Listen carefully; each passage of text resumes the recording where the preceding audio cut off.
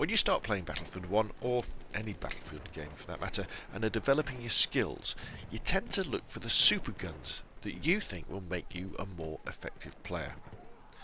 At the beginning of Battlefield 1, it was the level 10 weapons, like the Hellriegel, the Martini Henry, the Scalespeeder 1906 Factory, and the White Automatic. And yes, although these are good guns, among the default guns that are available to unlock before level 10, there are weapons that are just as effective.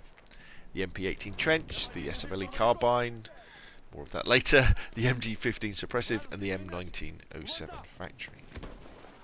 And then when a new DLC drops, we get the chance to unlock even more guns. For the French DLC, there was the Riberal, the RSM 1917, the Labelle 1886 Sniper, and the Shosha light machine gun.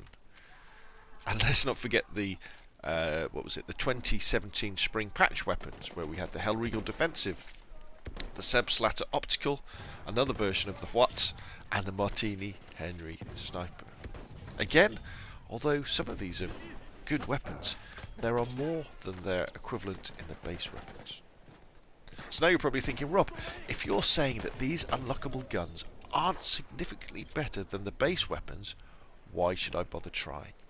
How on earth can they make Battlefield 1 a better and more enjoyable game? The answer is that it's not the weapons that make the game more enjoyable. It's the challenges you have to complete to get those weapons, or more accurately, the way that those challenges force you to try new gameplay styles, new classes, different weapons, and different gadgets.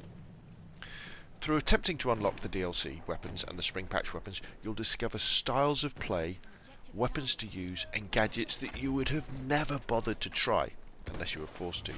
And you'll discover whole new aspects to the game. Take this gameplay you're seeing at the moment.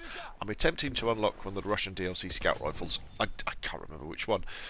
But to do that, one of the things you have to do is to get 50 kills with the SMLE Carbine, a gun that I have never bothered unlocking before. Add into the fact that I usually play a medic or support, and you'll guess that I'm well out of my comfort zone. But for this challenge, I had to think hard about how I play the game as a scout sniper. I can't be aggressive like a medic or assault, but the SMLE Carbine also has a fairly low magnification sight, so I need to get reasonably close. And when you combine that with the sweet spot for the SMLE, which is between 40 and 75 meters, you know, I've got to play the objective, but not get right in people's faces. I like to support my teammates, so I've got to think about how I can approach flags without running into too many enemies, because my fire rate is too slow, and I've got to resist the urge to charge in, but be a little bit more considered. Look out for enemies, use my flare gun, and then I also need to learn how to lead targets, wait for the right moment, and make every shot count. When I was unlocking the Hellriegel defences, I had a similar experience with the mine challenge. I think you had to get 20 kills with the assault mines, so I had to think about placement and use of those mines, and I came to respect that gadget as an extremely effective weapon on certain maps, namely Amiens underneath the railway bridges. Whereas if I hadn't had to use them, I would have probably never discovered that mines are an effective gadget for the assault class to use, and I would have never used them again in Battlefield 1.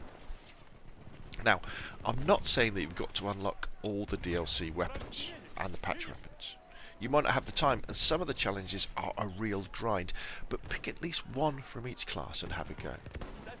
And always remember that it's not the weapon that's the important thing here. It's you exploring different guns, different play styles, different gadgets, and that'll open up whole new aspects of Battlefield 1 that you have never tried before, and hence make the game much more enjoyable. Anyway, that's enough from me. Thanks for watching. If you enjoyed the video, hit like. If you want to see more of the same, press subscribe. Thank you very, very much, and I will see you again soon.